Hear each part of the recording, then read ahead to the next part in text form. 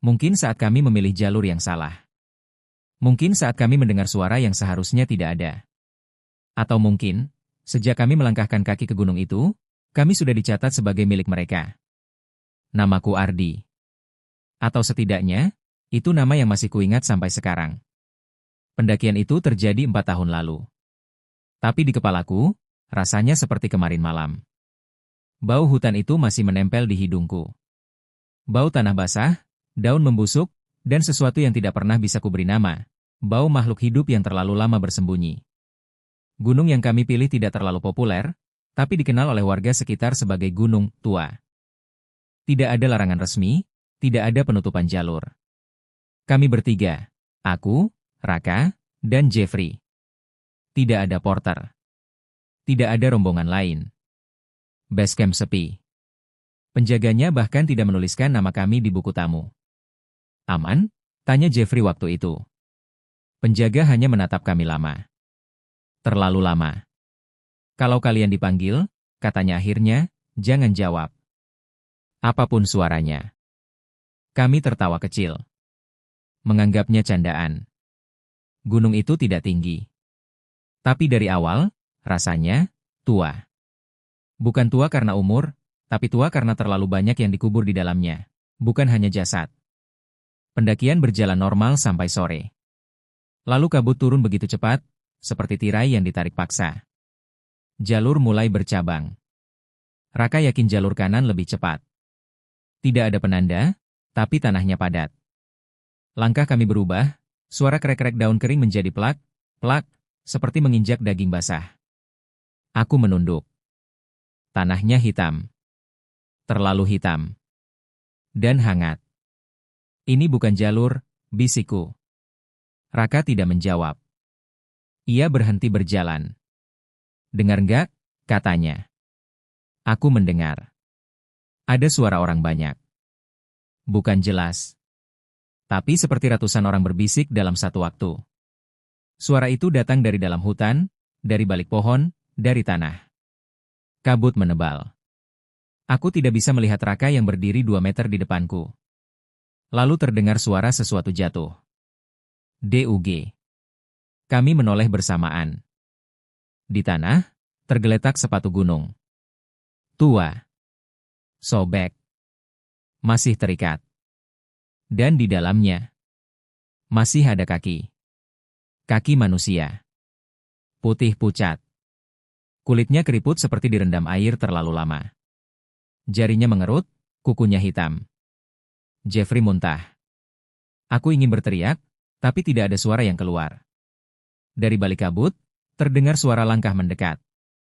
Banyak. Terlalu banyak. Kami lari. Kami tidak tahu kemana. Hanya lari. Cabang-cabang mencambuk wajah. Akar-akar menjegal kaki. Tapi langkah di belakang kami tidak pernah menjauh. Saat aku terjatuh, aku merasakan tangan menarik kakiku. Bukan tangan manusia. Kulitnya kasar. Dingin. Jarinya panjang, sendinya tidak wajar. Aku menendang sekuat tenaga dan berhasil lepas. Kami bersembunyi di balik batu besar. Napas kami berantakan. Dari balik kabut, muncul bayangan. Sosok itu berjalan tegak, tapi tubuhnya terlalu kurus. Tulang rusuknya menonjol. Kepalanya menggantung miring. Rambutnya panjang, menutupi wajah. Ia berhenti. Mengendus. Lalu berkata dengan suara yang tidak berasal dari mulut. Manusia, masih lengkap.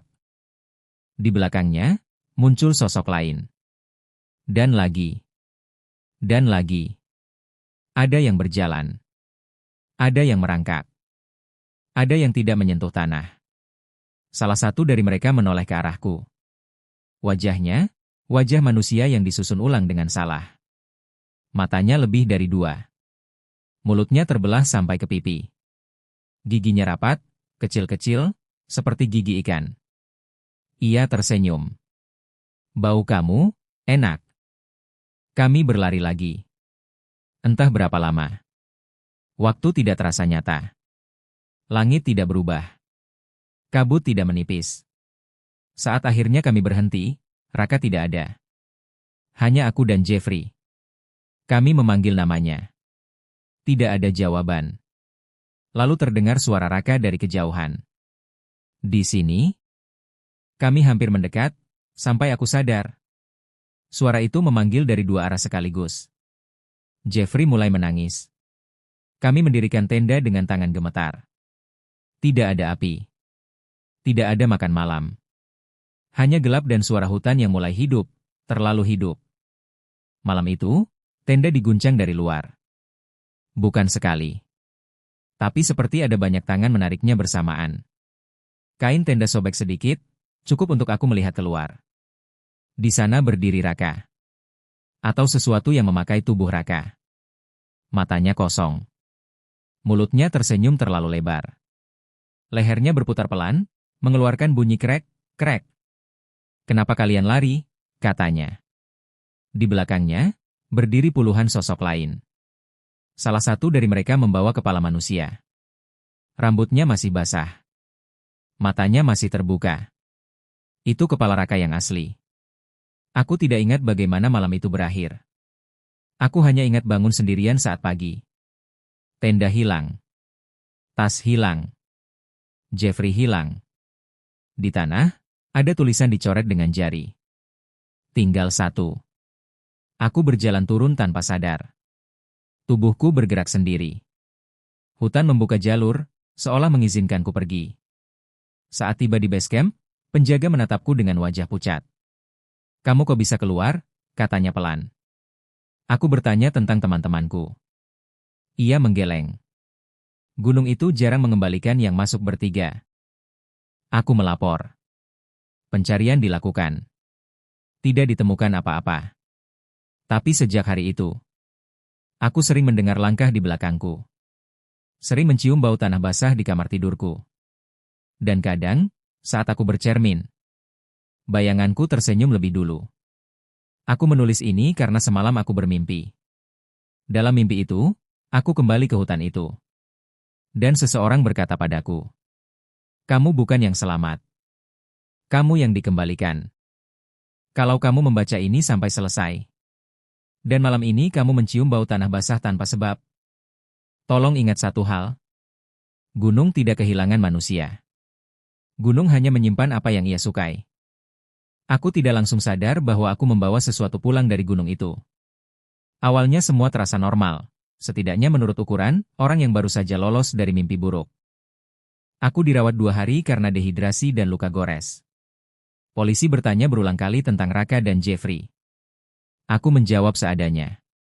Ada bagian yang tidak bisa kujelaskan dengan bahasa manusia. Mereka menganggapku trauma. Aku juga berharap begitu.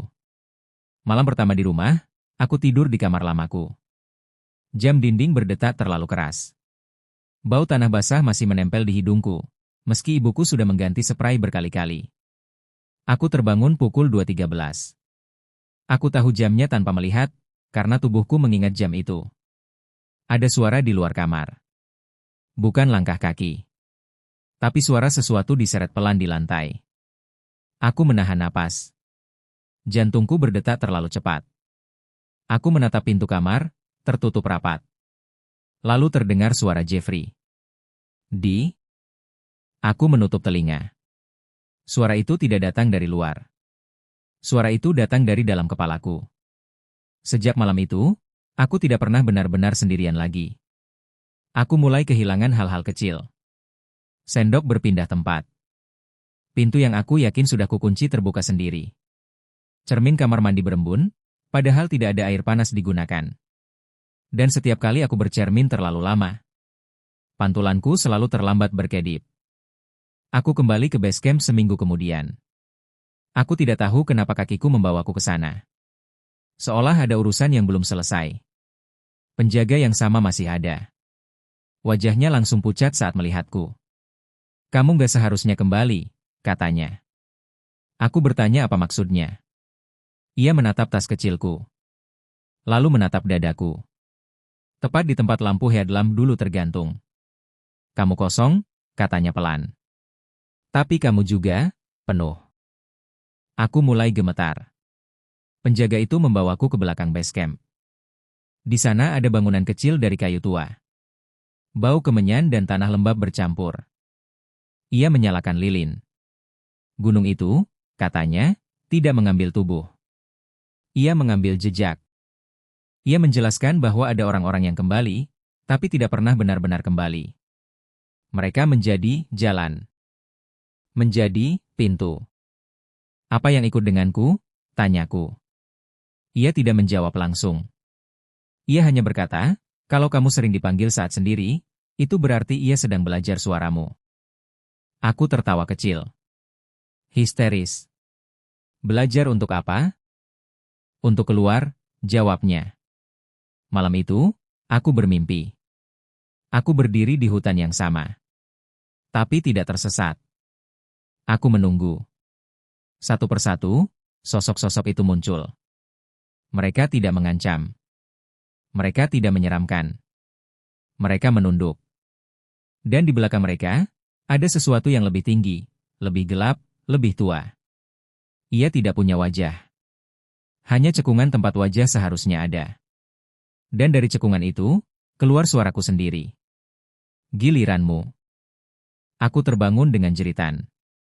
Di dinding kamarku, ada jejak tangan berlumpur. Panjang. Jari-jarinya terlalu banyak. Ibuku mendengarnya. Ia masuk kamar. Dan untuk sesaat, aku melihatnya menatap ke arah belakangku, bukan ke arahku. Sejak hari itu, hewan-hewan mulai bereaksi aneh padaku. Kucing menjauh. Anjing menggonggong tanpa sebab. Anak kecil menangis saat aku lewat. Dan bau tanah itu semakin kuat.